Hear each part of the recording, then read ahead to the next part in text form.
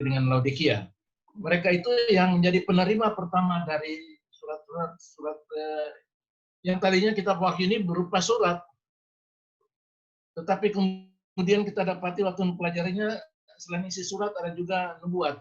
Jadi surat dan nubuat. Sekarang sudah dalam bentuk kitab untuk kita. Lalu mereka yang menerima surat yang ditulis Rasul Yohanes dari Pulau Patmos ini adalah ketujuh jemaat yang di Asia Kecil itu penerima yang pertama. Dan mereka memahami apa yang dituliskan di sana dalam bahasa-bahasa atau gaya bahasa simbolik yang mereka pahami. Kita yang mendapat kesulitan dalam memahaminya. Tetapi itulah kitab Wahyu. Kitab yang dituliskan Yohanes untuk jemaat-jemaat yang sedang menurun kerohanian mereka. Mereka sedang menghadapi masalah. Kalau masalah dari luar, mereka sedang mempunyai masalah dengan orang-orang Yahudi. Karena mereka sedang mau berpisah dari keyahudian. Karena gereja Kristen waktu itu muncul sebagai satu bagian atau sekte Yahudi. Tapi lama-lama kemudian ya dia harus menjadi jemaat yang berdiri sendiri. Dan mereka harus menghadapi juga tantangan bagaimana mereka harus dipaksa untuk menyembah akan berhala atau dewa. Baik itu tuntutan komunitas yang ada di sana, di tempat-tempat di mana jemaat Kristen ini berada, sehingga mereka menghadapi kesulitan-kesulitan. Ini semua dapat kesulitan dari luar. Apalagi di dalam itu ada rongrongan, ada di jemaat itu orang-orang yang menganggap diri mereka punya ajaran yang bagus, padahal ajaran yang palsu, seperti pengikut Bileam yang disebutkan, pengikut Nikolaus. Mereka semua ini menganggap diri mereka itu yang hebat, menyerupai Yahudi, jemaah Yahudi, padahal mereka itu jemaat iblis. Apalagi ada seorang wanita yang mengaku sebagai nabiya, Isabel. Semua ini tantangan dari dalam, selain yang dari luar tadi. Oleh sebab itulah, maka Rasul Paulus memberikan nasihat-nasihat, kekuatan-kekuatan kepada mereka untuk tetap yakin. Yohanes sendiri sudah melihat akan Yesus karena dia adalah murid Yesus. Sudah sekitar 30 tahun lebih Yesus itu naik ke surga. Dan dia memberikan kesaksian tentang Yesus. Bahwa Yesus yang sudah naik, yang mereka harapkan akan segera kembali itu, memang akan kembali. Dan itu yang dia tuliskan, agar supaya mereka tetap yakin, mereka tetap kuat dalam pengharapan mereka itu. Dia ajak mereka tetap setia, supaya mereka akan mendapatkan apa yang mereka nantikan itu kebahagiaan. Tapi kalau mereka tidak setia, mereka akan mendapat hukuman. Ganjaran, pahala kalau setia, dan hukuman kalau tidak setia, itu semua ada dalam kitab Wahyu. Yang menjadi salah satu ciri khas dari apokaliptik. Karena waktu lalu kita sudah sebutkan bahwa kitab Wahyu adalah kitab apokaliptik. Dengan latar belakang inilah, maka kita masuk pada bagian kedua penelitian kita, yaitulah mau menganalisis apa yang Yohanes tuliskan dalam kitab Wahyu. Sebelum kita menafsirkan apa yang dia tulis. Itu kita masuk penafsiran kitab Wahyu. Sekarang kita mau bicara mengenai analisis dari kitab Wahyu. Nah, saya akan taruh di sini di layar itu pelajaran kita, dan kita boleh ikuti lewat presentasi ini. Mari kita akan ikuti apa yang ada di presentasi saya ini.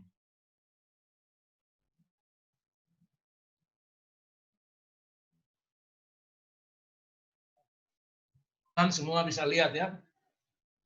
Jadi kita sedang mempelajari akan kitab Wahyu. Kita sudah tiba pada bagian kedua untuk menganalisis kitab Wahyu. Nanti beri rekapitulasi tentang mengenal kitab Wahyu saya baru sampaikan tadi. Dan Yang kita mau bahas sekarang adalah menganalisis strukturnya kita bagaimana. Dan saya akan kemukakan beberapa pandangan dari pakar-pakar kitab Wahyu, khususnya dari Gereja Advent, tentang isi dari kitab Wahyu itu sendiri. Kita lihat. Pendapat pertama mengatakan bahwa kitab Wahyu itu adalah tulisan yang dihasilkan oleh satu penglihatan yang jadi seluruh isi kitab Wahyu itu adalah hasil dari satu vision, penglihatan yang Tuhan berikan kepada Yohanes. Jadi mulai dari Wahyu 1 sampai Wahyu 22, penglihatan atau khayal yang Tuhan berikan kepada Yohanes pada hari Tuhan. Jadi pada hari Tuhan itu, nah ini hari Tuhan ini yang lagi dipersoalkan, hari apa itu, tapi belum sekarang. Nanti di bagian ketiga dalam menafsir kitab Wahyu kita bahas itu. Tapi mau kita lihat di sini ada yang berpendapat bahwa seluruh isi kitab Wahyu itu adalah tulisan yang dihasilkan dari satu visi atau satu khayal, satu penglihatan yang Tuhan berikan kepada Yohanes. Dan dia diperintahkan untuk menuliskan semua yang dia lihat itu dalam sebuah buku, dalam sebuah kitab. Nah, itulah kitab Wahyu yang mula-mula dikirimkan kepada ketujuh jemaat sebagai surat, lalu kemudian akhirnya itu berkembang menjadi satu kitab seperti yang ada di tangan kita sekarang, kitab nubuat. Jadi surat dan nubuat itu ada di sana dalam satu produk yang dihasilkan karena satu penglihatan. Jadi dia hanya single vision, satu penglihatan saja. Jadi dia melihat dalam penglihatan itu ada 7 jemaat, ada 7 meterai, ada 7 sangkakala, ada 7 malapetaka, dan ujung-ujungnya adalah kedatangan Yesus kembali. Jadi kalau Anda lihat di sini ada yang disebut progression. Progression. Jadi sesudah 7 jemaat, lalu kemudian ada 7 meterai. Di ujung 7 meterai ada mulai itu 7 sangkakala. Dan sesudah 7 sangkakala berakhir, dia akan datang kepada 7 malapetaka. Dan diakhiri dengan kedatangan Yesus. Jadi tidak bersamaan, tapi selesai yang satu, mulai yang berikut. Itu namanya progression. Ingat, ini pendapat dari satu orang ya. Berbeda dengan pendapat yang umum. Yang umum itu bukan progression, tapi recapitulation. Rekapitulasi. Jadi rekapitulasi itu bagaimana? 7 jemaat itu periodenya sama dengan 7 meterai, jalan sama-sama, dan juga periodenya sama-sama dengan 7 sangkakala. Dan ketiga periode yang jalan bersamaan ini bermuara pada 7 malapetaka akhir. Nah, jadi Anda sudah dapat dua hasil analisis yang berbeda. Yang satu itu progression, yang satu itu adalah recapitulation. Nah, kebanyakan yang Anda pelajari ini, jadi Anda akan harus mendalami hal ini. Yang Anda mau lihat mana yang lebih Anda bisa terima. Progression atau recapitulation. Kalau progression itu yang satu mengikuti yang lain. Jadi Wahyu 1 itu sampai Wahyu 22 itu berurutan. Jadi ada progres di sana. Tapi kalau rekapitulasi tidak. Recapitulation itu waktunya bersamaan dan berpuncak pada 7 malapetaka akhir. Baik. Ini pendapat yang kedua sekarang. Bahwa kitab Wahyu itu ada 2 bagian atau terdiri dari 2 bagian besar. Ini pendapat kedua ini ya. Ini 2 bagian besar. Tadi cuma 1 bagian. Ini pendapat yang kedua ini kitab Wahyu terdiri dari 2 bagian.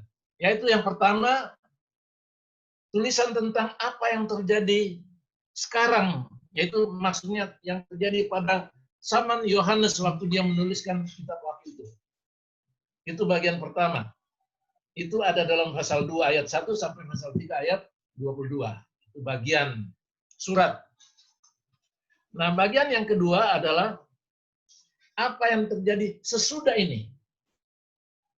Ini sifatnya nubuat. Itu dari pasal 1, pasal 4 ayat 1 sampai pasal 22 ayat terakhir, ayat 21. Ini dua bagian besar. Selama ini orang bisa melihat nomor satu itu bagian sejarah, nomor dua itu bagian nubuatan.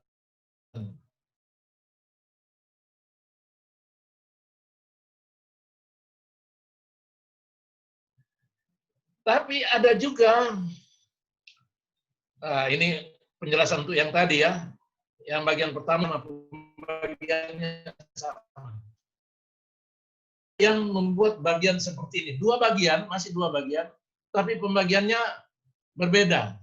Bagian sejarah itu dari pasal 1 ayat 1 sampai dengan pasal 11 ayat terakhir, ayat 19. Itu bagian pertama, menyangkut sejarah.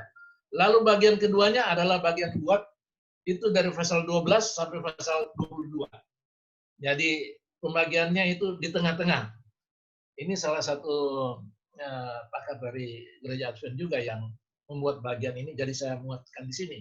Pembagiannya, bagian pertama sejarah, bagi dia sejarah itu sampai di pasal 11 ayat 19. Sedangkan bagian kedua pasal 22 ayat 21. Tapi kebanyakan orang juga berpendapat bahwa kitab Wahyu itu adalah tulisan hasil dari 4 penglihatan yang Tuhan berikan kepada Yohanes. Jadi bukan cuma satu. Ini pendapat ini. Kebanyakan di baik gereja Advent maupun di luar gereja Advent berpendapat bahwa sebenarnya dalam kitab Wahyu ini ada khayal besar, itu adalah ini.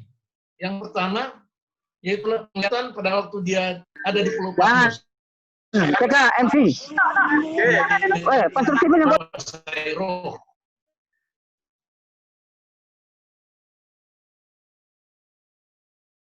dan dia melihat anak manusia yang ada di antara 7 kaki dia emas. Itu setiap penglihatan ini diawali dengan kata in the spirit atau dikuasai oleh roh. Lalu kedua, penglihatan kedua itu pada waktu dia dikuasai roh dibawa ke takhta surga dan dia melihat peristiwa-peristiwa yang terjadi sesudah itu. Itu pasal 4 sampai pasal 16. Dia ke surga. Jadi pertama terus kedua dia dibawa ke surga. Itu dalam roh atau in the spirit ya. Kemudian yang ketiga juga dimulai dengan in the spirit. Tapi kali ini dia dibawa ke padang gurun dan dia melihat akan penghukuman yang Tuhan berikan, yaitu Babel yang besar.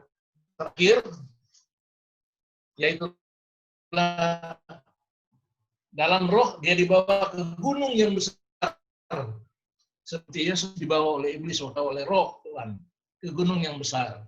Dan dia melihat kota kudus Yerusalem baru yang sudah siap sebagai pengantin anak domba datang.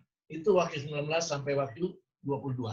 Jadi ini 4 penglihatan. Jadi ada kalanya dia di Pulau Patmos dan dia mendapat penglihatan, ada kalanya dia dibawa ke surga, ada kalanya dia dibawa ke padang gurun, ada kalanya dia ke gunung yang besar. Kenapa ini kita kemukakan? Sebab ada yang berpendapat bahwa yang kedua itu penting. Dia dibawa ke surga. Itu dikatakan rapture. Nah, Yohanes bukan cuma 1 kali mendapat rapture, di sini ada 4 kali itu. Itulah sebabnya banyak yang bilang ini 4 kali dia dibawa oleh roh. Karena setiap nabi kalau dia mendapat penglihatan, dia dibawa dalam roh dan melihat apa yang harus dia tuliskan. Yohanes 4 kali mengalaminya. Oleh sebab itu, kitab Wahyu juga dibagi dalam 4 bagian. Kalau kita menganalisisnya berdasarkan 4 visi atau 4 khayal yang besar yang Tuhan berikan kepadanya. Inilah 4 penglihatan itu. Jadi bukan cuma satu kali dia dibawa ke surga. Jadi ada 4 kali dia mendapat penglihatan.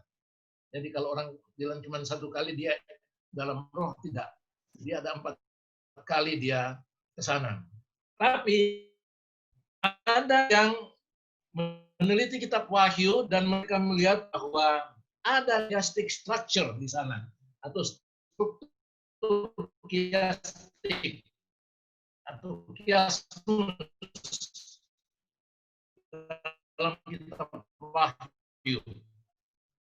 Bagiannya itu berpasang-pasangan. Seperti pendahuluan itu berpasangan dengan bagian penutup. Itu membicarakan yang kontras, bagian kedua terakhir. Bagian ketiga begitu juga dengan bagian ketiga terakhir. Dan yang paling penting itu bagian yang di tengah-tengahnya. Itu dalam chiasmus begitu. Dan sastra Yahudi seperti ini. Jadi kita tidak bahas ini karena ini adalah pandangan dari Sisler Fiorenza. Dia mendapatkan, saya tidak mau bahas jauh mengenai ini, tetapi yang satu ini karena chiasmus ini adalah chiasmus yang diberikan oleh Ranko Stefanovic. Dia temukan ada paralel dan konten adalah Wahyu. Waktu dia menganalisanya, dia lihat ada prolognya dan ada epilognya. Ada pendahuluan dan penutupnya yang berpasangan dan kontras satu dengan yang lain. Mungkin kita lihat saja yang berikut ya.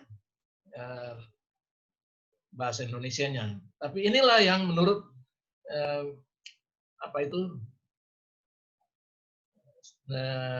Ranko Stefanovic. Janji-janji kepada yang menang itu padanannya adalah janji-janji kepada yang menang. Pekerjaan Allah untuk keselamatan umat manusia kontra dengan pekerjaan Allah untuk keselamatan umat manusia digenapi dengan bagian penggenapan. Lalu murka Allah bercampur dengan kemurahan pada pasal-pasal ini dikontraskan dengan murka Allah yang tidak bercampur di pasal 15 di malapetaka akhir. Kemudian Yohanes diberi amanat untuk bernubuat di pasal 10. Engkau harus bernubuat lagi. Dan di sini gereja bernubuat atau memberitakan Injil akhir zaman pasal 14. Itu kabar 3 malaikat. Dan bagian tengah yang paling penting menurut Ranko Stefanovic adalah the great controversy between Christ and Satan. Itu bahasa Indonesia ya. Itu di pasal 13. Nah, ini semua bagus karena menunjukkan analisis yang dibuat oleh Ranko Stefanovic. Tapi saya mau Anda untuk lihat yang satu ini. Dan yang satu ini mudah-mudahan Anda bisa terima. Dalam kitab Wahyu ada pasangan-pasangannya dan kontrasnya. Seperti bagian pertama itu digambarkan oleh Yohanes tentang Yesus yang bersama jemaatnya di bumi ini. Itu 7 jemaat. Tapi di bagian akhir, di sana Yohanes tunjukkan Yesus Kristus bersama jemaatnya di bumi baru. Jadi jemaat yang sudah di bumi baru. Kontras itu ayat-ayatnya. Kemudian ini yang pasangannya. Yesus Kristus di takhta sorga. Di sana dia disembah oleh semua makhluk di takhta sorga. Tapi kontrasnya ini kita lihat di Wahyu pasal 20, Yesus Kristus di takhta putih. Dan di mana dia menghakimi semua pihak yang memusuhi dia dari takhta putih itu. Bukan dari takhta surga, ini takhta putih ya. Jadi ada bagian kedua yang Anda lihat semua ayat-ayatnya. Ini kontras dan pasangannya. Dan bagian ketiga dalam pasal 5 Yesus Kristus singa Yehuda, anak domba yang disembelih tapi menang, itu digambarkan.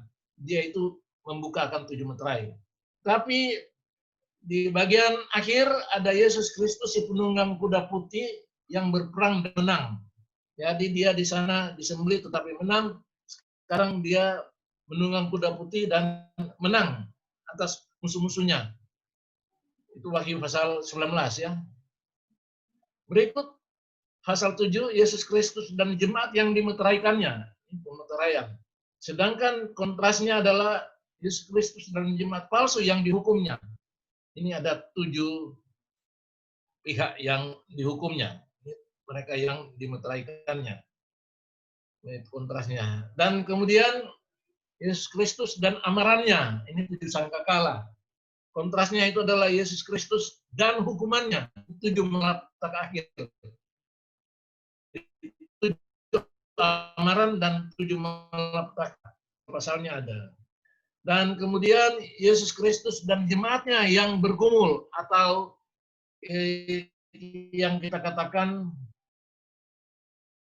jemaat yang lagi bergumul itu militan, jemaat yang militan karena lagi berjuang untuk menang. Itu dikontraskan dengan di pasal 14 Yesus Kristus dan jemaatnya yang sudah menang. Itu triumphant church, bukan lagi militant church tapi triumphant church. Itu mereka sudah ada di Bukit Sion bersama dengan anak domba. Hasil dari 3 malaikat. Bagian tengahnya ini itu sama the great controversy karena Yesus Kristus dan jemaatnya akhirnya menang melawan antikristus dan agennya. Itu pasal 12 dan pasal 13. Itu bagian tengah dari kitab Wahyu yang paling penting. Dengan kata lain, kitab Wahyu itu adalah kitab yang berisi tentang Yesus Kristus yang menang melawan antikristus. Sama seperti seluruh Alkitab yang menggambarkan pada akhirnya Kristus itu akan menang melawan iblis. Seperti kitab-kitab suci lainnya, dalam kitab Ramayana, kitab Mahabharata, yang menjadi tokoh utama di sana adalah Yesus Kristus. Kalau di Alkitab, dialah yang menjadi pemenang. Itulah sebabnya ini menjadikan orang yang membaca kitab bahwa kalau dia percaya kepada Yesus, dia juga akan menang. Jadi tidak boleh tidak menuruti apa yang dia kehendaki. Sebab kalau kita melawan dia, kita akan kalah. Tapi kalau kita berpihak padanya, kita pasti menang. Oleh sebab itulah, maka kitab Wahyu itu ujung-ujungnya adalah Yesus Kristus. Pertama ditunjukkan kepada Yohanes, dia sudah bangkit dan sedang ada di surga. Menjadi imam besar kita. Dia digambarkan berjalan di antara 7 kaki dian. Dia ada di tengah-tengah jemaatnya. Dia menyertai jemaatnya. Tetapi akhir kitab Wahyu, Yohanes menggambarkan bahwa dia akan datang di awan-awan dan semua akan melihat dia datang dalam kemuliaan untuk menjemput jemaatnya dibawa ke dunia baru, di mana tidak ada dosa lagi. Ini analisa kita dengan memakai akan chiastic structure atau struktur chiastic yang untuk kita pahami.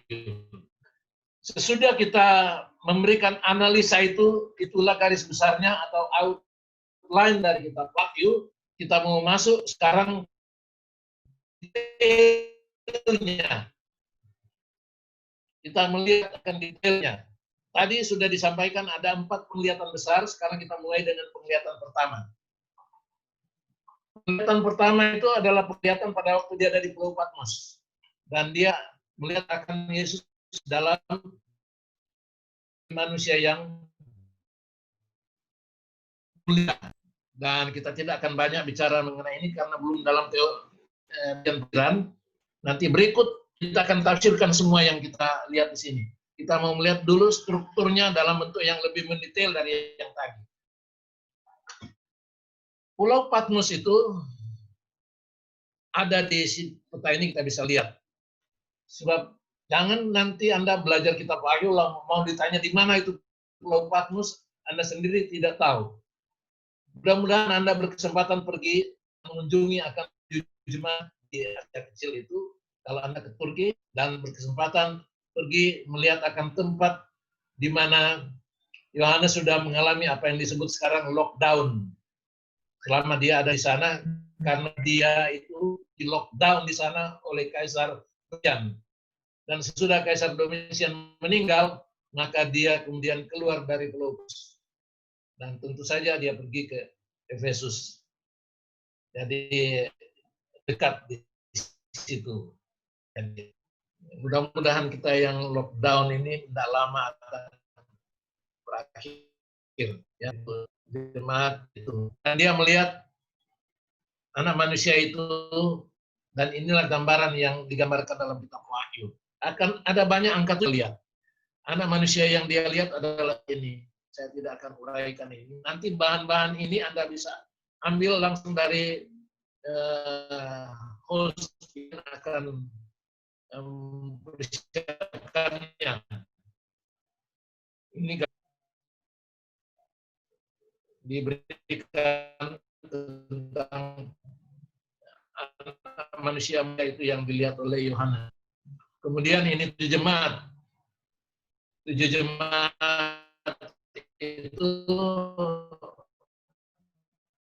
ya, tentu saja artinya Efesus itu yang dirindukan, Smyrna itu mur, Pergamus itu benteng atau yang dimuliakan. Kira itu adalah Sardis itu nyanyian sukacita atau yang masih tinggal.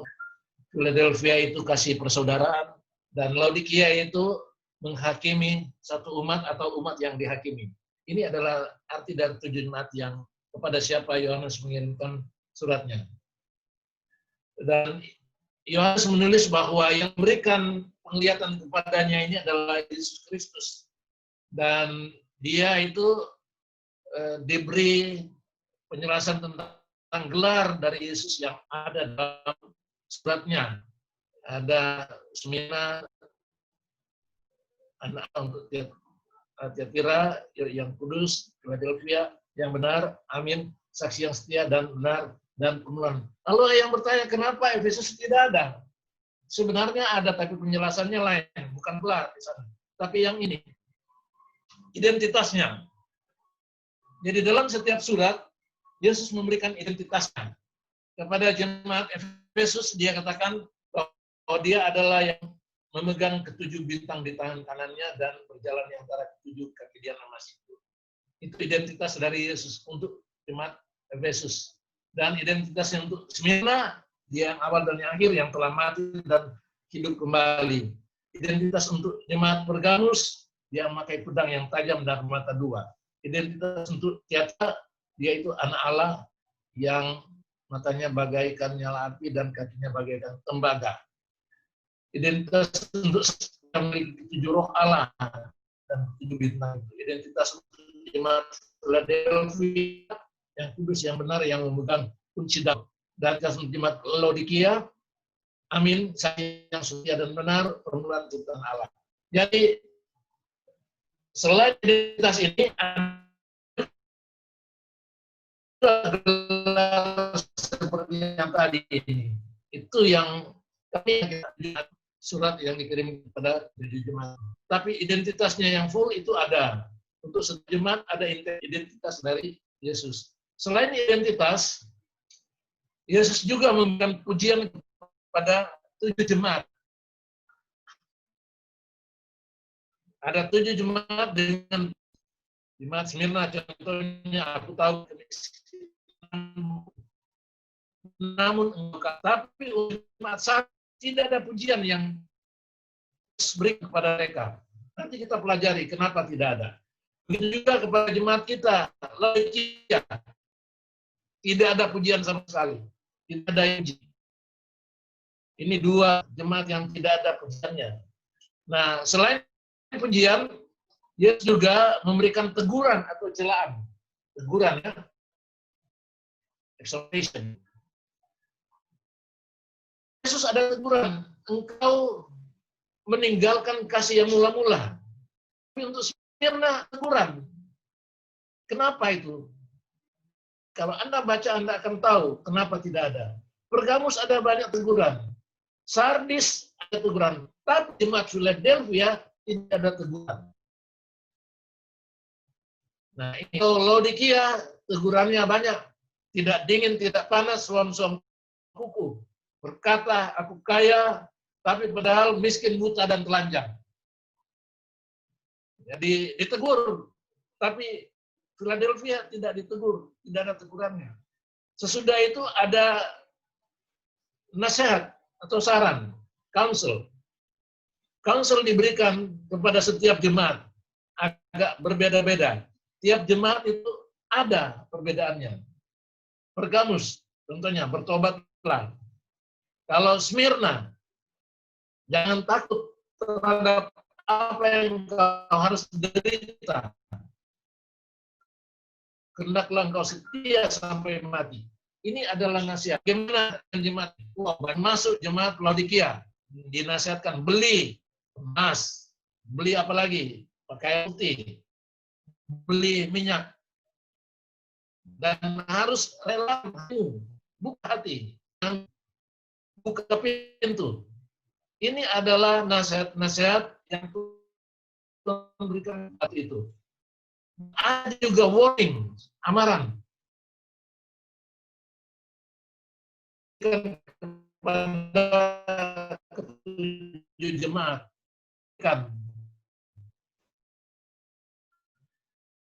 Kepada Laodikia, Tuhan katakan, kalau karena kau suam-suam kuku, aku akan memuntahkan engkau dari mulutku. Meluah setiap jemaat.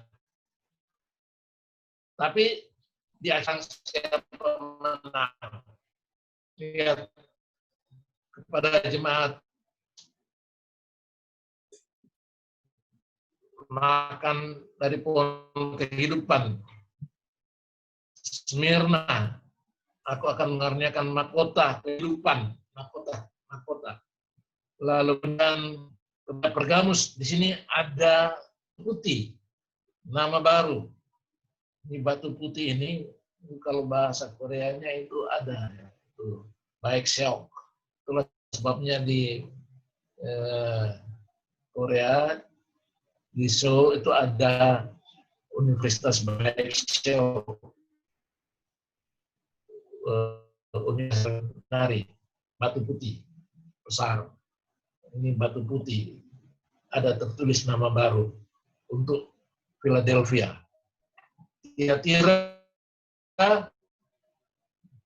ada janji juga yang diberikan kepada mereka, termasuk, maaf ya, ada gangguan. Dan tidak akan nama mereka dari kitab kehidupan. Ini kain putih, jubah putih.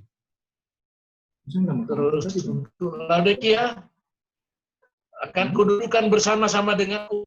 Ini bersama-sama dengan aku di atas tahtaku, sebagaimana aku pun sudah menang dan duduk bersama-sama dengan Bapakku di atas tahtanya.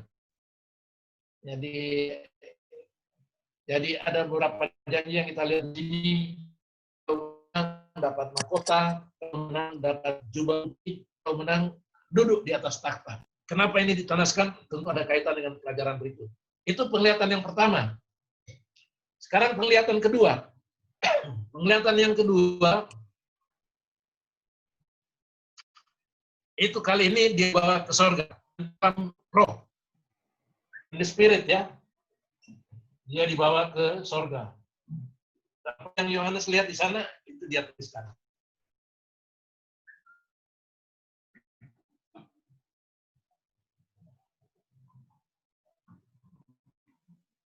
Jadi biasanya dia melihat dan dia mendengar. Setiap nabi begitu. Melihat dan mendengar. Apa yang dia lihat di surga? Ini ada 7 hal yang dia lihat. 7 obor yang menyala-nyala di hadapan takhta, lautan kaca bagaikan kristal, 4 makhluk, seekor anak domba yang telah disembelih bertanduk 7, bermata 7 di tengah-tengah takhta, dan banyak malaikat di sekeliling takhta, beribu-ribu laksa. Ini 7 kelompok yang dilihat oleh Yohanes. Kemudian apa lagi?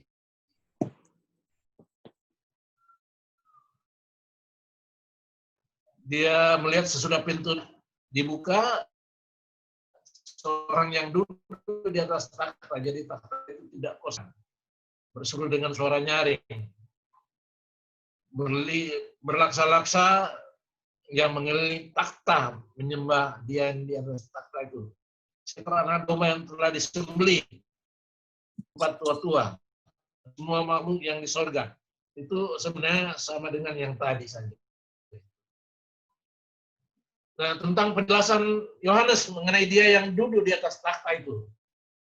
Bapa, dia bagaikan permata yaspis karena tidak bisa dia terangkan. Dia disebut Tuhan Allah yang Maha Kuasa, ini Pantokrator ya, yang sudah ada, yang ada dan yang akan datang, yang hidup sampai selama-lamanya, telah menciptakan segala sesuatu, di tangan kanannya ada gulungan kitab yang dimeteraikan. Tentang dia yang duduk di atas takhta itu. Lalu penjelasan Yohanes tentang 4 makhluk itu. Mereka ada di sekeliling takhta dengan mata belakang sekelilingnya, menakutkan itu, mengerikan itu. Tapi ada yang bilang itu yang paling cantik. 4 muka yang berbeda, bukan 4 kepala ya, 4 muka. Jadi satu muka. Singa, anak lembu, manusia, burung Raja Wali. Masing-masing bersayap 6, bukan 4. Lalu seru itu 7 hal tentang 4 makhluk atau 4 makhluk hidup atau soa. Sekarang tentang 24 tua-tua. Apa yang Yohanes sebutkan, kita analisa. 4 tua-tua ini, mereka duduk di atas takhta. Ingat apa yang dijanjikan Yesus yang mereka memakai pakaian putih. Mereka punya mahkota emas di kepala. 3 itu yang dijanjikan. Dan mereka menyembah dia yang hidup sampai selama-lamanya. Mereka memegang kecapi dan cawan emas. Mereka menyanyikan nyanyian baru. Engkau telah menebus kami. Itu. Mereka telah dibeli Allah. Itu Thou wast slain and hast redeemed us. Engkau telah menebus kami. Itu dalam King James Version. Jadi bahasa Indonesia terjemahannya ada agak lain. Engkau telah menebus manusia. Jadi kita bandingkan dengan bahasa Inggris. Bahasa Inggrisnya bilang Thou hast redeemed us. Itu King James Version.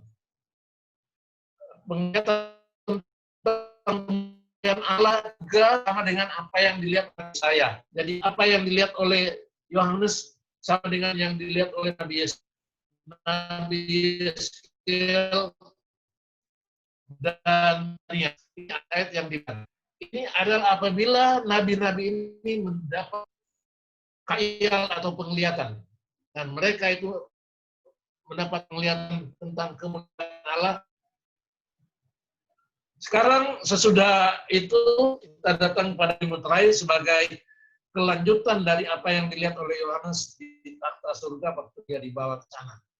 Dia melihat anak domba Allah yang megang kitab yang dimeteraikan itu ya ambil dari dia yang duduk di atas takhta. Tidak ada yang dapat membukanya, tapi anak domba ini sudah menang dan dia boleh membukakan kitab yang dimeteraikan itu. Lalu dibuka meterainya. Meterai itu dibuka dan kuda putih. Lalu kemudian meterai yang kedua kuda merah. Ini kita analisa dulu, nanti berikut kita semua. Lalu kuda hitam dan kuda yang satu ini hijau kuning. Lalu diikuti dengan jiwa-jiwa yang ada di bawah mesbah dan Tuhan segera ini mereka aniaya lalu mati seperti gambar-gambar ini, dan saat jiwa mereka itu berseru kepada Tuhan, kapan Tuhan mau membalaskan kami, berikan keadilan kepada kami. Mereka sudah mati syahid.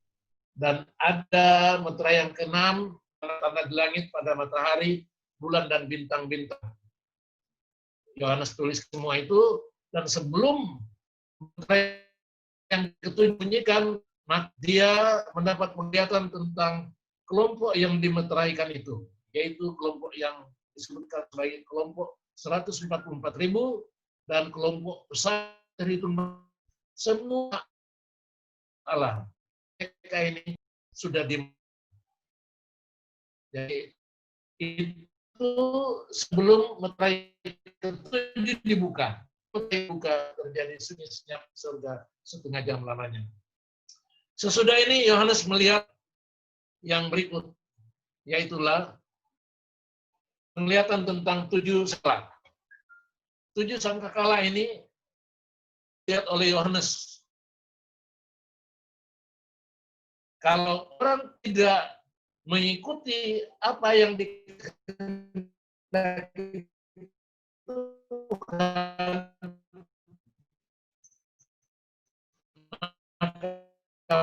mereka akan menerima hukuman.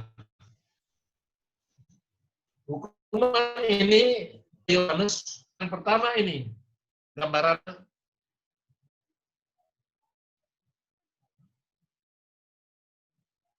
terbakar sepertiga dari pohon-pohon dan hangus semua apa yang dituliskan dalam Wahyu 8 ayat 7 ini. Itu dikaitkan dengan ditiupnya sangkakala yang pertama. Sangkakala itu yang ini.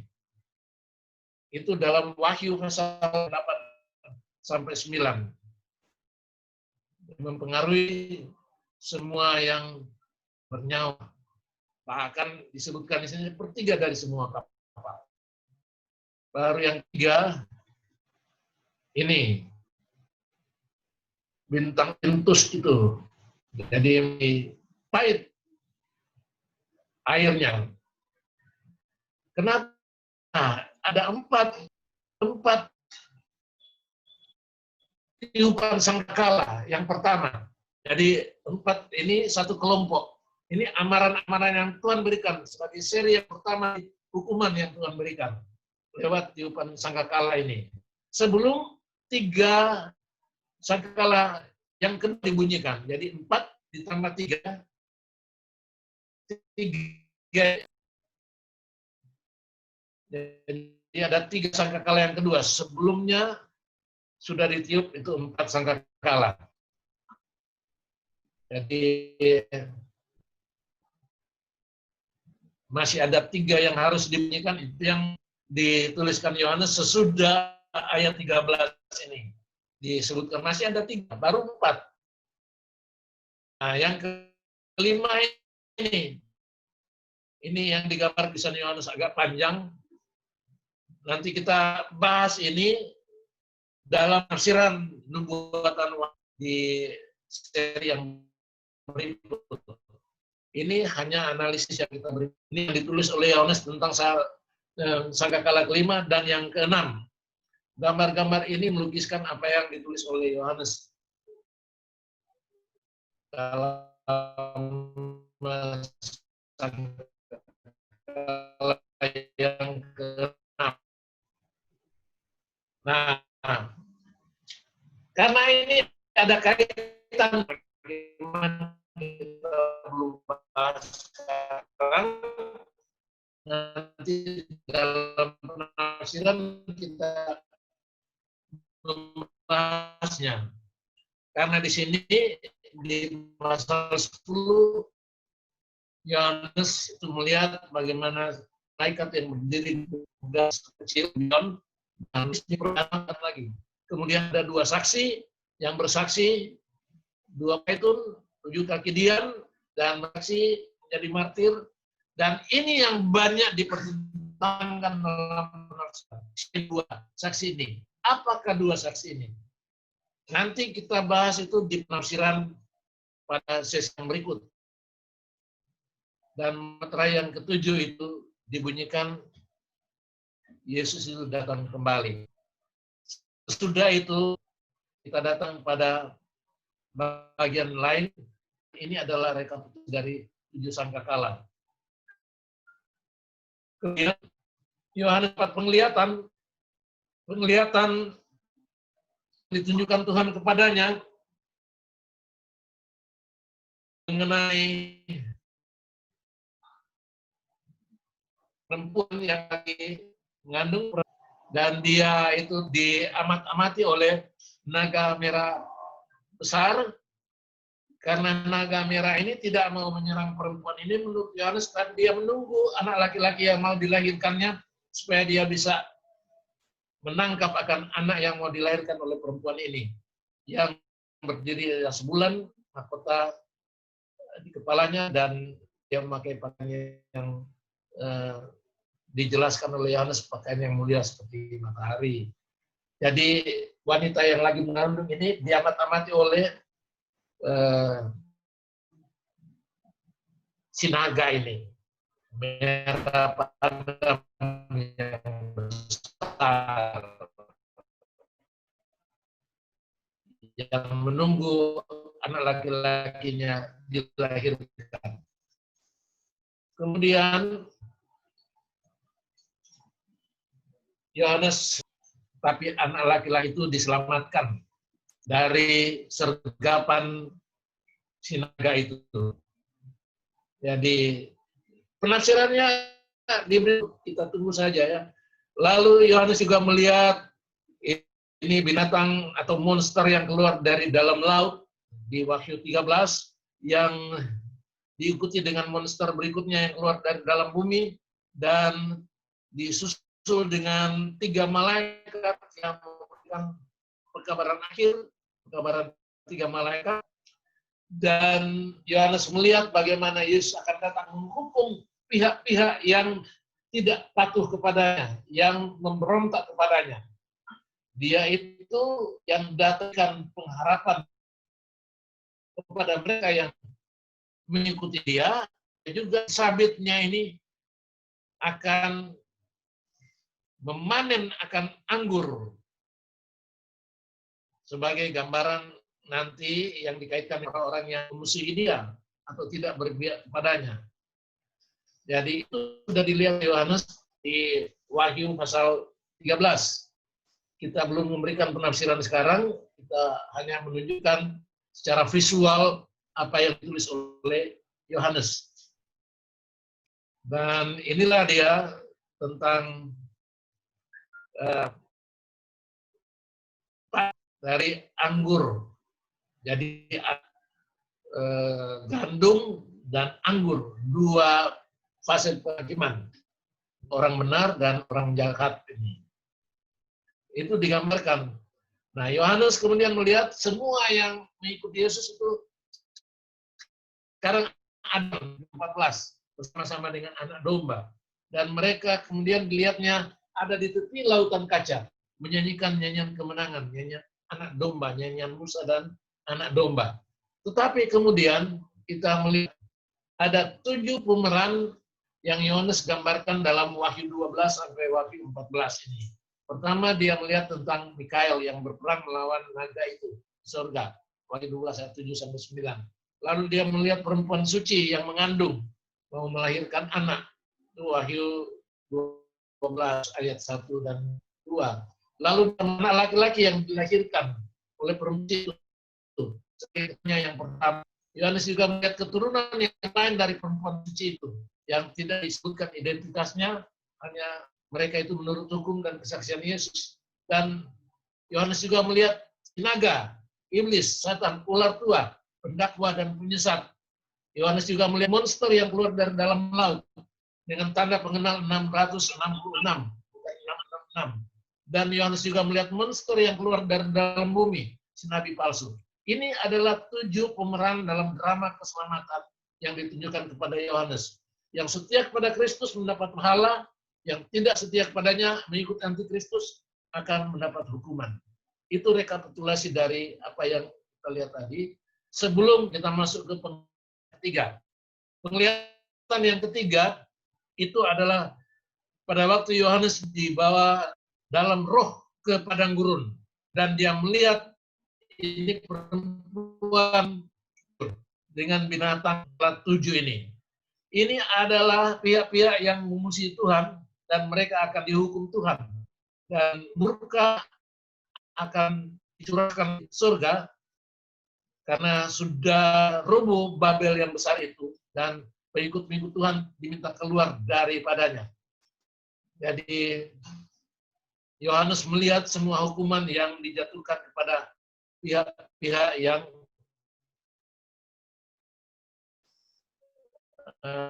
menentang dia. Firman itu, sang firman yang setia, itu mengendarai kuda putih dan semua bala tentaranya itu mengikuti dia untuk menghukum akan mereka yang memusuhi dia.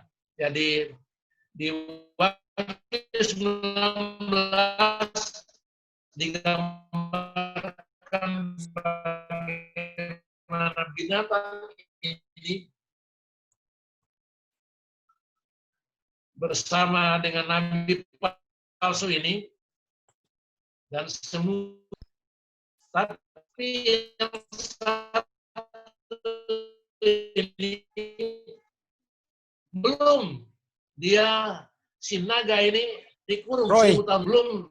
Roy, ikut itu Roy, yang pendeta Lintura. Nanti di Wahyu pasal 20 bagian akhir ditunjukkan bagaimana semua pihak-pihak yang memberontak kepada Tuhan, yang mengikuti antikristus akan dihukum, dan hukumannya cuma satu, yaitu dihukum masuk ke lautan api, dan itu disebutkan mati yang kedua. Pada akhir 1000 tahun, iblis akan dilepaskan karena dia dikurung, dan dia akan memberontak, memimpin semua orang yang dibangkitkan, dan mengepung Yerusalem baru yang turun dari surga. Dan itulah akhir cerita dari orang-orang jahat yang dihukum Tuhan. Lalu akhirnya Tuhan menunjukkan kepada Yohanes akan takhta surga dan lautan api. Ini 7 pihak yang dieksekusi Tuhan. 7 raja yang menganiaya umat Tuhan, Babel besar, ibu segala pelacur, 10 tanduk yang menentang anak domba, binatang yang menyadirkan kerja kejahatan nabi palsu, ini 2, dari laut dan dari bumi. Nabi palsu itu dan sinaga dan orang-orang yang tidak ada dalam kitab kehidupan namanya. Semua ini dieksekusi Tuhan dari takhta putih itu. Dieksekusi untuk mengalami mati yang kedua. Penglihatan terakhir adalah penglihatan tentang bumi baru, langit baru, bumi baru, dan Yerusalem baru. Waktu itu Yohanes dibawa dalam roh di penglihatan yang keempat. Dia dibawa ke gunung dan melihat semua yang Tuhan tunjukkan kepadanya. Ada 7 hal yang baru. Ini bukan 7 pemeran. Judulnya agak salah ya. Langit baru, bumi baru, Yerusalem baru, sungai air kehidupan, pohon-pohon kehidupan, takhta Allah dan takhta anak domba, dan kitab kehidupan. Semua ditunjukkan kepada Yohanes dalam penglihatan yang keempat ini. Akhirnya, kitab Wahyu diakhiri dengan kehidupan di dunia baru, di mana Allah, Yesus Kristus bersama-sama dengan umatnya akan hidup penuh kedamaian, dan tidak ada air mata, tidak ada kematian di dunia baru, dunia yang sudah dijadikan baru. Inilah analisis kitab Wahyu sebagai pembuka kita untuk berikut kita memasuki penafsiran kitab Wahyu. Kita sampaikan di sini, kita menantikan sesi berikut dalam pertemuan hari Selasa, di mana kita akan membahas penafsiran kitab Wahyu. Bagaimana kita dapat memberikan penafsiran yang dapat dipertanggungjawabkan tentang semua yang dituliskan dalam kitab Wahyu. Saya sampaikan di sini, Tuhan memberkati kita. Saya serahkan kepada host. Oke, baik. Terima kasih untuk seminar yang sudah dibawakan oleh Serwe Wempi Linturan. Ada juga saudara-saudara yang bergabung, nantinya boleh buka kembali di channel YouTube Alkitab Berkata. Nah, pada saat ini kita akan masuk pada sesi tanya-jawab. Sudah ada 3 pertanyaan di saya yang dikirimkan, tapi kalau ada yang mau bertanya langsung lebih baik. Nanti saya akan bacakan tetap pertanyaan itu. Ada? Pendeta Roy Franz, kelihatan sudah ancang-ancang ini. Oke, baik ya, saya akan baca pertanyaan yang pertama, Sir. Karena Gereja Advent mempunyai pandangan bahwa kitab Wahyu atau nubuatan itu progress revelation. Untuk itu, kira-kira ada beberapa pandangan yang sempat direvisi mengenai angka mahkota paus atau Vicarius Filii ya, yang beberapa saat yang lalu. Nah, sekarang apakah panduan kita untuk tetap melihat bahwa Kitab Wahyu ini secara rule dan memang benar-benar tidak ada revisi-revisi? Itu pertanyaan yang pertama. Saya berikan kesempatan. Baik, sebenarnya kita belum mau jawab itu yang dikaitkan dengan penafsiran Kitab Wahyu. Kita belum menafsir Kitab Wahyu. Baru sampai di menganalisis Kitab Wahyu. Kita belum masuk di penafsiran apa itu. Tetapi progressive revelation bukan berarti bahwa Tuhan itu berubah-ubah. Wahyunya sudah diberikan. Pemahaman kita itu yang bisa menjadi progresif. Tapi apa yang Tuhan tunjukkan itu tidak berubah. Pemahaman kita yang bisa bertambah. Semakin kita mendalaminya, semakin terbuka pemahaman kita tentang apa yang Tuhan wahyukan. Jadi progressive revelation bukan berarti ada yang belum dia berikan, baru diberikan sekarang. Tidak. Kita sudah punya kanon, itu 66 buku. Sudah ditutup itu. Tuhan tidak memberikan revelasi yang baru. Kita menerima kanon Alkitab itu dari Kejadian sampai Wahyu. Sudah final itu.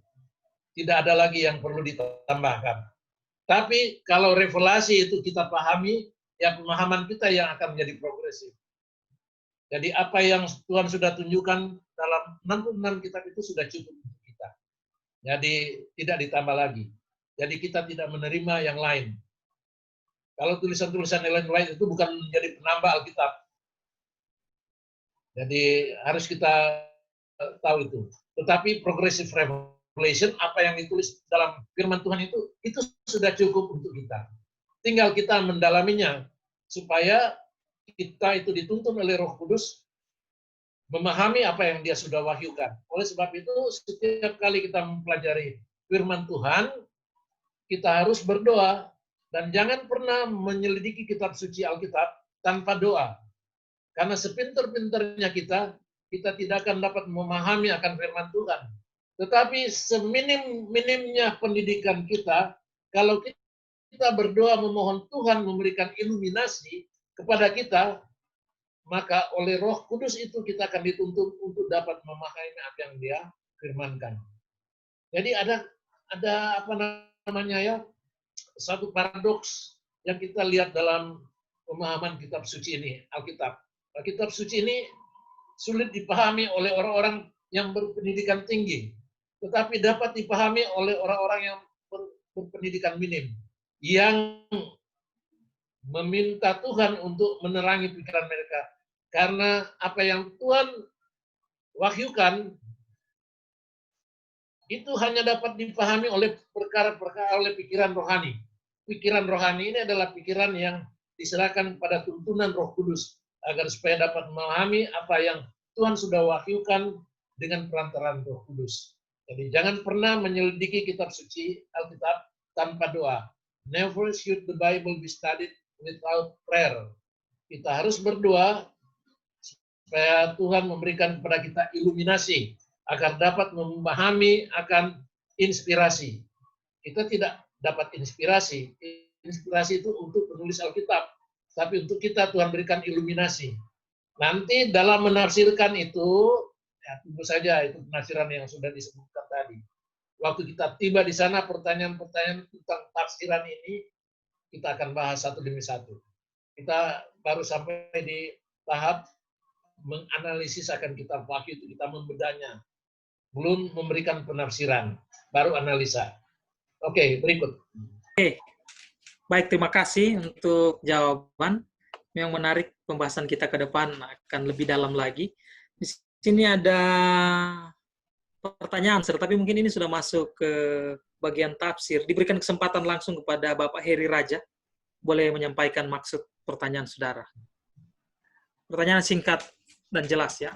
Oke. Selamat malam, Sir. Ya, Selamat malam. Mudah-mudahan ini belum masuk ke materi karena saya lihat saya masih outline kan. Cuman saya pengen tanya aja tadi pendeta penglihatan berbeda. Saya cuma pengen tanya apakah itu empat hari berbeda atau simultan pada hari yang sama, pendeta? Itu saja. Bagaimana pertanyaannya? 4 penglihatan yang diterima oleh Yohanes, apakah itu berarti satu penglihatan kemudian di hari berikut ada penglihatan kedua, hari berikut lagi, atau memang eventnya aja dari satu penglihatan kemudian pindah ke penglihatan yang lain atau pindah dalam hari yang sama? Bagi yang berpendapat bahwa penglihatan Yohanes itu adalah penglihatan tunggal, jadi itu diberikan, dan itu penglihatan yang satu ini diberikan pada hari Tuhan, maka semua penglihatan itu diterimanya pada hari yang sama. Tetapi tidak semua berpendapat begitu. Ada yang berpendapat itu diberikan pada waktu-waktu yang berbeda, di tempat-tempat yang berbeda. Karena yang pertama dia mendapat penglihatan, dia hanya ada di Pulau Patmos, lalu dia mendapat penglihatan tentang anak manusia yang mulia itu, yang berjalan di antara tujuh kaki dian. Tapi penglihatan kedua itu dia di dalam roh dibawa ke surga dan melihat peristiwa-peristiwa yang terjadi di sana, termasuk apa yang disebutkan anak domba itu membuka tujuh meterai dan seterusnya. Lalu yang itu adanya ditunjukkan hukuman Tuhan atas Babel dan pihak-pihak yang memusuhi akan Tuhan, hukuman yang ditimpakan kepada mereka. Itu dia dibawa ke padang gurun. Dan yang keempat itu dia kemudian dibawa ke gunung yang tinggi dalam roh dan melihat itu Yerusalem baru dan semua kehidupan sesudah pihak-pihak yang memusuhi Tuhan itu dihukum mati yang kedua. Jadi ada dua pendapat. Ada yang mengatakan bahwa semua penglihatan itu, 4 penglihatan ini diberikan pada hari yang sama. Tapi yang berpendapat semua itu diberikan pada waktu dan tempat yang berbeda sesuai dengan 4 penglihatan ini. Jadi ada dua pendapat yang berbeda. Tolong didalami dua pendapat ini mana yang berkenan kepada Anda. Tapi ini membutuhkan akan penelitian. Siapa tahu ada yang menulis mengenai hal ini. Jadi, boleh diteliti apakah penglihatan yang Tuhan berikan kepada Yohanes diberikan pada hari yang sama semuanya atau pada waktu dan tempat yang berbeda, keempat-empatnya. Nah, itu yang saya bisa berikan. Terima kasih untuk jawaban. Ada pertanyaan kedua dari Saudara Denny Wijaya. Bukti fisik tulisan Rasul Yohanes bernama apa dan di mana sekarang berada, Sir? Apakah di museum atau di mana? Oh ya, kita mempunyai ada 3 kodeks yang terkenal, yaitu Kodeks Sinaiticus, ada Kodeks Alexandrinus, dan ada Kodeks Vatikanus. 3 ini ada. Semuanya dalam bahasa Yunani. Tidak ada satupun yang dalam bahasa Ibrani. Semua tulisan Yohanes ini, baik yang ada di papirus maupun yang ada di kodeks ini, semuanya itu dalam bahasa Yunani. Jadi sesudah bukan naskah asli ya, salinan-salinan ini, manuskrip ini diteliti, maka dulu kemudian Erasmus dia membuat satu Alkitab yang kita kenal sebagai Textus Receptus atau teks yang diterima. Tapi sekarang ini kita punya teks yang kita sebut sebagai scientific text, yang itu hasil dari apa yang diterbitkan oleh United Bible Society. Itu ada dalam Greek New Testament ya. Jadi ada 2 versi, yang satu Greek New Testament dari UBS, tapi ada juga yang satu yaitu New Testament, Greek New Testament according to majority text. Dua-dua itu ada di sana tulisan Yohanes secara fisik. Kita hanya terjemahannya dalam bahasa Indonesia. Jadi terjemahan kita itu ada. Jadi terjemahan kita itu diambil dari bahasa asli, tentu dari New Testament atau dari UBS punya Testament, lalu kita pakai itu bahasa pembanding, bahasa Inggris, apakah itu King James Version atau New International Version, dan itu kemudian dihasilkan dengan apa yang kita punya dalam bahasa Indonesia, Alkitab Terjemahan Baru, ITB, Indonesia Terjemahan Baru, ada juga sebelumnya ada ITL, Indonesia Terjemahan Lama, dan sekarang yang ada adalah IMB, Indonesian Modern Bible, ada. sudah muncul yang satu, tapi masih di perjanjian baru, itu TBR. TBR ini adalah terjemahan baru revisi. Nah, kita harapkan nanti kita akan punya yang tertulis. Sekarang ini, tulisan asli Yohanes tidak ada lagi. Jadi kalau kita mau cari apa yang kita sebut autograf itu tidak ada. Yang ada itu adalah kopi asli dari autograf. Dan kopi asli dari autograf itu bukan fotokopi, itu manual. Kopi secara manual. Oleh sebab itulah, maka itu disebut manuskrip. Manuskrip ini ada banyak. Tetapi ada 3 besar yang saya sudah sebutkan tadi, yaitulah Codex Sinaiticus, Codex Vaticanus, dan Codex Alexandrinus. Ditambah dengan kodeks-kodeks yang lain yang ada beberapa, tapi ini kodeks yang agak lengkap. Dan selain itu ada papirus-papirus. Jadi ini adalah manuskrip yang ada, dan di sana ada kitab Wahyu. Nah, kita tidak usah cari yang itu, karena sudah ada itu perjanjian baru berbahasa Yunani yang komplit, yang diolah secara saintifik dari United Bible Society. Jadi kita ambil itu, dan ada di sana penjelasan-penjelasan, dan kalau kita mau meneliti, pakailah itu, edisi yang ke-28, kalau saya tidak salah. Pakailah itu sebagai primary source, kita meneliti akan kitab Wahyu. Kalau tidak puas dengan itu, cari yang namanya New Testament according to the majority text. Itu jadi beda, source-nya agak berbeda, manuskripnya. Itu boleh dijadikan bahan untuk penelitian. Jadi jangan cari autograf, tidak ada autograf. Yang ada hanya manuskrip. Manuskrip itu terjemahan asli. Salinan asli. Tapi kalau terjemahan yang pertama itu Septuaginta. Septuaginta. Dari bahasa Perjanjian Lama menjadi bahasa Yunani. Lalu nanti ada Vulgata, itu Vulgate itu. Nah, kalau mau cari yang bahasa Latin, kitab Wahyu ada di Vulgate sana. Tapi ini hanya untuk peneliti. Tapi untuk kita semua, kalau kita berbahasa Indonesia, pakailah Alkitab yang diterbitkan oleh Lembaga Alkitab Indonesia.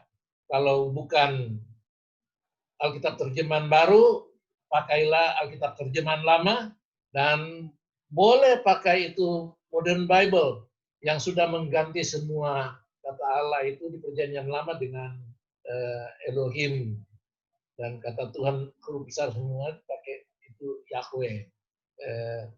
Boleh, tapi saya tidak menganjurkan untuk memakai kitab suci Indonesia Literal Translation yang diterbitkan oleh Yayasan Lentera Bangsa. Saya tidak rekomen itu. Itu bukan untuk penelitian. Jadi boleh juga pakai Alkitab terjemahan ND, itu bagus juga. Alkitab terjemahan ND. Tapi yang ada di bahasa Indonesia. Yang bisa berbahasa Inggris, pakailah beberapa versi dalam bahasa Inggris. Seperti King James, New International Version, New American Standard Bible. Ini adalah versi-versi standar yang bagus. Jadi Jerusalem Bible itu bisa. Kalau ada untuk study Bible, saya tidak anjurkan untuk memakai Scofield Reference Bible. Saya tidak anjurkan. Tapi ada satu sekarang yang bagus, yaitu tapi lebih baik jangan pakailah Alkitab standar. Jadi kalau mau cari yang ada manuskrip yang sudah dibukukan menjadi Greek New Testament oleh United Bible Society, bisa kita buat. Dan Indonesia ada dalam Alkitab Terjemahan Baru. Silakan.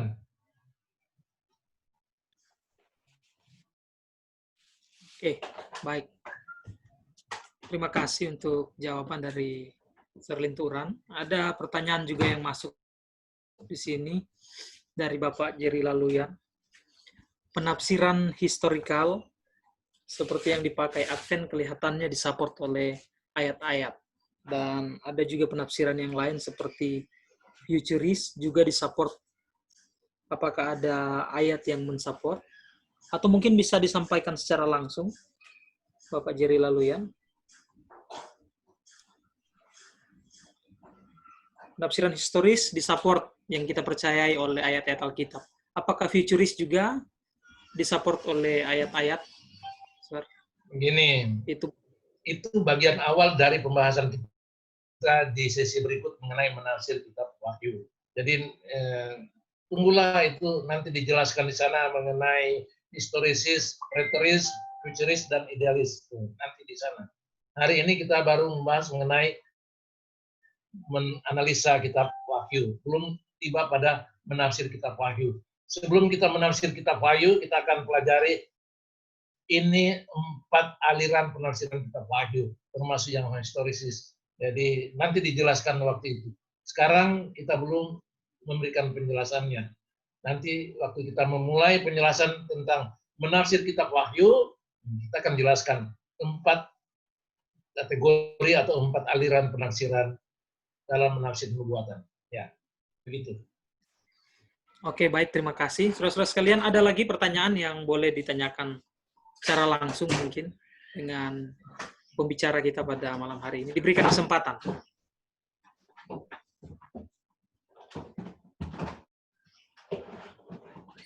Oke, Pendeta Frans Sampealan sudah aktifkan kamera. Matikan kembali. Ada pertanyaan yang masuk, Sir, tentang tafsiran, tapi mungkin ada 2 pertanyaan. Apakah bisa ditanyakan sekarang, Sir? Oke, jadi di pandangan Gereja Advent katanya ada 2 pengertian tentang saksi menurut tulisan Roh Nubuat, Perjanjian Lama dan Perjanjian Baru. Kalau pandangan Sir, kira-kira pandangan saya. Nanti tunggulah berikut kalau itu yang ditanyakan. Kita akan bahas mengenai 2 saksi ini. Karena pemahaman baik, ya. dari Advent dan dari gereja-gereja lain juga kita akan taruh di sana. Baik. Jadi tadi saya ada tanya 2 pertanyaan. Siapakah saksi? Saksi itu siapakah kedua saksi itu? Dan pertanyaan yang kedua yang saya tanyakan, apakah kedua saksi itu? Siapa dan apa? Supaya nanti berikut kita dapat penjelasan. Waktu kita menafsir Wahyu pasal 11 itu. Supaya kita puas. Kalau sekarang kan kita belum tiba di sana. Kita mau pelajari dasar penafsiran baru kita menafsir. Supaya kita tahu kita berdiri di posisi mana. Jadi jangan dulu sekarang ya. Nanti supaya kalau kita dengar penafsiran orang, kita tahu, oh dia ada di posisi ini. Saya di sini. Ya, supaya kita tunjukkan ini beberapa penafsiran. Supaya Anda tahu, penafsiran ini, tapi penafsiran gereja Advent biasanya kita semua sama seperti penafsiran dari pihak-pihak yang lain, semua punya dasar-dasar Alkitab. Sabar dulu, nanti di berikut kita akan berikan penafsirannya tentang kedua saksi ini. Terima kasih, Sir. Ada pertanyaan juga yang maksud, tujuan penulisan kitab Wahyu sebenarnya untuk apa? Ya, saya pikir saya sudah agak jelaskan tadi. Jadi, Yesus itu sudah naik ke surga. Dan orang-orang Kristen yang hidup di zaman Yohanes ini, termasuk Yohanes sendiri, yang sudah menyaksikan gurunya ini, Tuhannya ini naik ke surga, semua orang Kristen yang hidup di abad pertama itu sedang menantikan kembalinya Yesus untuk menyelesaikan apa yang dia sudah buat. Karena dia memberitakan Injil tentang kerajaannya, dan mereka itu sedang menantikan kulminasi daripada janjinya itu. Apabila dia datang kembali untuk mendirikan kerajaannya. Tetapi mereka yang ada pada waktu itu menghadapi masalah. Karena mereka itu mendapat tekanan dari pemerintah yang ada di sana, pemerintah Romawi. Mereka diharuskan menyembah berhala, menyembah raja, karena kaisar itu dianggap dewa. Kaisar Domitian waktu itu khususnya minta supaya dia disembah, sehingga ya sebenarnya nanti di penafsiran. Dan komunitas Yahudi juga memusuhi mereka, karena mereka harus berpisah dari Yahudi.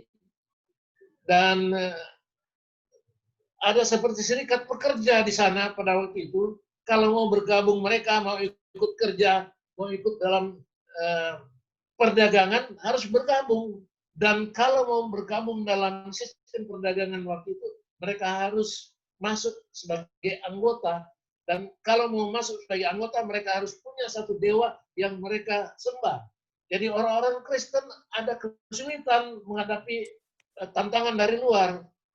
Tetapi tantangan dari dalam juga ada, di mana ada kelompok-kelompok tertentu, seperti pengikut-pengikut Nikolaus, ada juga pengikut-pengikut Bileam, malah ada di Tiatira ini perempuan Isabel yang mengaku sebagai nabi. Semua ini pengaruh dari dalam yang mempengaruhi akan jemaat, 7 jemaat waktu itu. Jadi Yohanes pada waktu itu diminta Tuhan untuk menulis pekabaran untuk mereka. Kalau mau setia kepada Tuhan, harus masuk terus dalam hubungan perjanjian dengannya. Karena kalau tidak, maka hukuman Tuhan akan berlaku kepada setiap orang yang tidak setia kepadanya. Jadi, pahala dan hukuman sebagai ganjaran. Kalau kita membaca semua surat itu, dan semua yang ditulis dalam kitab Wahyu, orang yang setia kepada Tuhan akan menerima pahalanya, orang yang tidak setia menerima hukumannya. Jadi, tulisan yang Yohanes tulis ini hanya untuk memberikan kekuatan, encouragement, mendorong mereka untuk tetap setia kepada Tuhan. Jangan kecewa, Tuhan akan datang kembali. Karena mereka sudah harap-harap Tuhan belum datang juga. Yang tidak sabar sudah bilang lebih dulu, Yesus itu bohong, dia tidak akan datang kembali. Tapi kitab Wahyu memberikan jaminan bahwa Tuhan akan kembali. Itulah sebabnya puncaknya adalah kedatangan Yesus kembali dalam kemuliaan. Jadi maksud itu dituliskan itu termasuk juga untuk kita, supaya kita mendapat kekuatan bahwa kita ini yang mengikut Yesus itu harus kuat. Kita akan mengalami apa yang dialami oleh 7 jemaat waktu itu. Rongrongan dari luar dan rongrongan dari dalam. Kalau kita mau setia kepada Tuhan, kita akan menerima pahala kalau dia datang kembali. Saya tidak menekankan 5 macam mahkota, tapi pahala yang dia janjikan itu pasti dia berikan. Pakaian putih, mahkota emas, dan duduk bersama dia di tahtanya. Ini akan menjadi bahagian kita. Tapi kalau kita tidak setia, kita akan mengalami murka Allah yang akan diberikan dan akan dihukum mati yang kedua di lautan api. Ini adalah maksud dituliskannya kitab Wahyu, khususnya untuk penerima awal dan untuk kita yang membacanya sekarang. Nah, itu yang saya bisa sampaikan apa maksud kitab Wahyu itu.